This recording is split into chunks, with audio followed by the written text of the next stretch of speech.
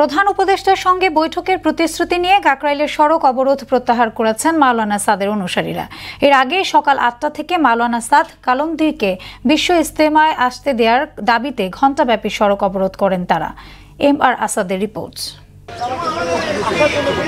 মঙ্গলবার সকাল ৮টা থেকে সাদপন্থীরা রাজধানীর কাকরাইল মসজিদের সামনে জড়ো হন। এরপর প্রধান উপদেষ্টার বাসভবনের উদ্দেশ্যে যাত্রা শুরু করলে নিরাপত্তা বাহিনীর বাধায় তারা সড়কে অবস্থান নেন। সকাল ৯টার দিকে নিরাপত্তা বাহিনীর সঙ্গে আলোচনার পর ১০ জনের একটি দল রাষ্ট্রীয় অতিথি ভবন যমুনার সামনে প্রধান উপদেষ্টার প্রেস সচিব শফিকুল আলমের সঙ্গে কথা বলেন। ওই দুই জায়গা থেকে হতাশ হয়ে আসার পরে আমাদের আর কোনো রাস্তা ছিল না, এখন আমরা ওনার সাথেই দেখা করছি। সাদপন্থীদের মিডিয়া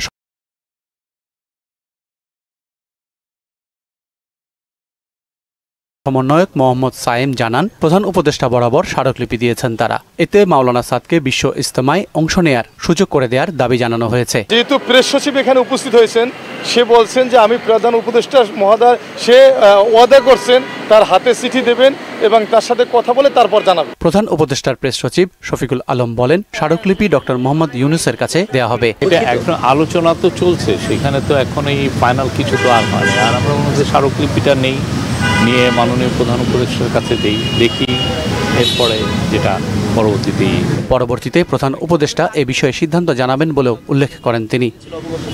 এই বিষয়টা পুলিশ আপনাদেরকে বলতে পারবে। এম.আর. আসাদ, মোহনা সংবাদ, ঢাকা।